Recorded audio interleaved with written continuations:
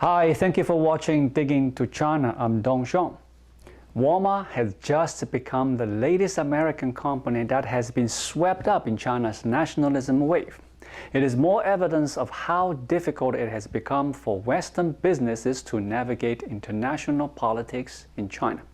CNN reported in late December, some Chinese users posted on social media that they couldn't find Xinjiang-sourced products on Sam's Club app. Walmart owns Sam's Club though. This was around the same time that US President Joe Biden signed into law new rules that effectively ban imports of products made in Xinjiang over long-standing concerns over alleged forced labor. On December 22nd, one user posted in a snack discussion group on Douban.com, "I can't find any of Xinjiang's food products that I used to buy in Sam's Club, including their famous red dates, raisins, and apples. At the same time last year, these products were everywhere.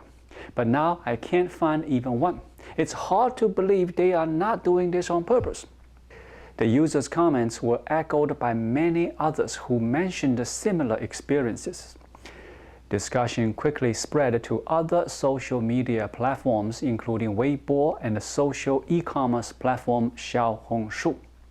Guancha.cn, a nationalist Chinese news site, cited customer service representatives from Sam's Club as saying that products sourced from Xinjiang were sold out. The controversy prompted a wave of Sam's Club shoppers in China to cancel their memberships. On Friday, December 31st, the ruling Communist Party's Central Commission for Discipline Inspection accused Sam's Club of stupidity and short-sightedness. In a statement, it said, "Pulling all products from a region without a good reason hides a hidden agenda. Sam's Club would get a taste of its own medicine." Before the new year, a domestic securities firm organized a video call between a Sam's Club representative and the local analysts. The call was fully recorded, and one of the participants shared the recording with Reuters. The call introduced the representative as Sam's Club regional e-commerce leader surnamed Zhang, who indicated that the Sam's Club apps does not support searches for products based on names of places. "This matter is a misunderstanding," Zhang said on the call. Zhang said that Sam's Club saw around 500 shoppers cancel their membership cards in its central region. He did not give a nationwide number. Sam's Club has 4.4 million members in China. Xinjiang has become a growing point of conflict between Western governments and China, as UN experts and rights groups estimate more than 1 million people, mainly Uyghurs and members of other Muslim minorities, have been detained in camps there.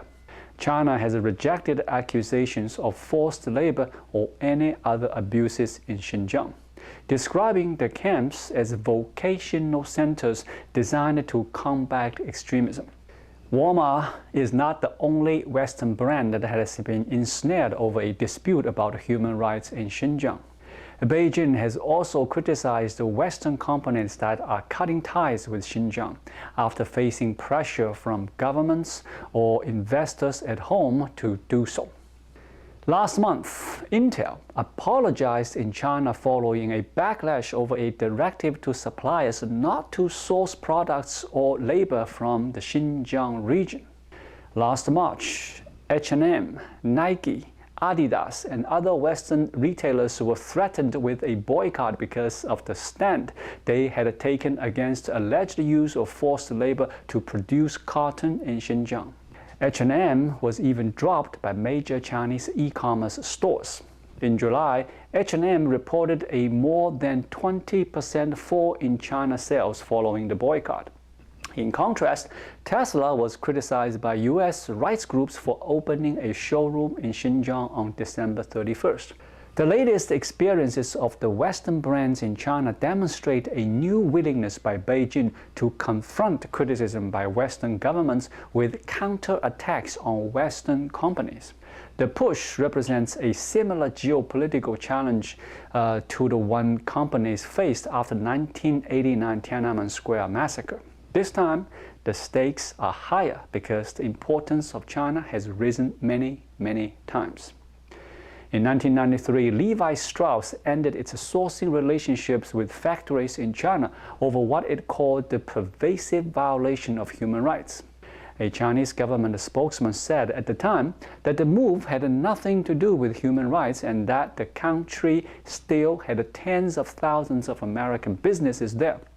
Levi Strauss returned to China 5 years later, saying it believed that it could find responsible business partners there.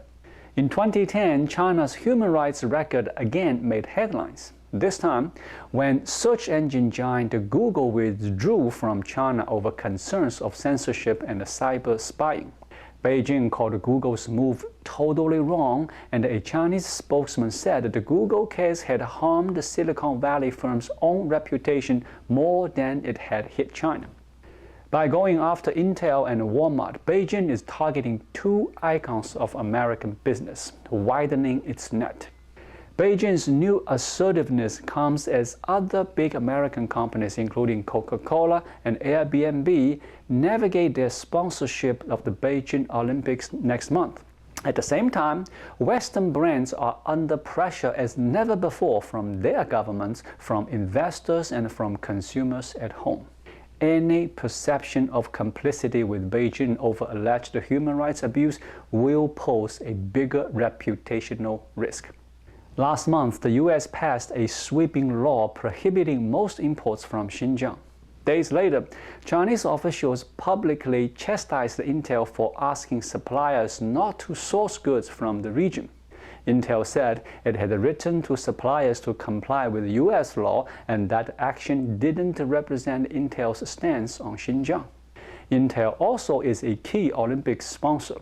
In a hearing of the Congressional Executive Commission on China in July, Congress members asked the corporate Olympic sponsors whether they would ask the International Olympic Committee to postpone the coming Beijing Winter Games to give China time to address human rights concerns.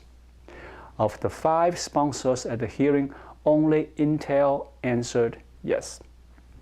On January 5th, Jeffrey Gundlach, nicknamed the King of Bond, had an interview with Yahoo Finance at his California estate. He cautioned investors to think twice about putting their money to work in China. In his own words, quote, "China is uninvestable, in my opinion, at this point. I've never invested in China long or short. Why is that? I don't trust the data. I don't trust the relationship between the United States and China anymore. I think that investments in China could be confiscated. I think there is a risk of that. Given Beijing's shrinking revenue source, I tend to agree with Bond King." Thank you for watching. Please leave a comment and subscribe to my channel. Just click the subscribe button right here. I'll see you again shortly. Until then, be well.